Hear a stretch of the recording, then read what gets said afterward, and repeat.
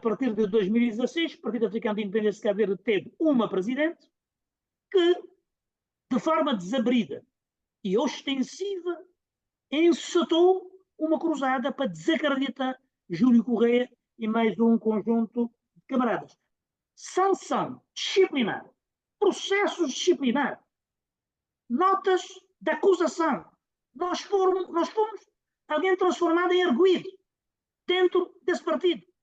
Gente sem portfólio, gente que nunca venceu nada em nome deste partido, gente que reduziu a dinâmica partidária, que baixou a autoestima dos militantes deste partido, sem nunca ter acrescentado nada.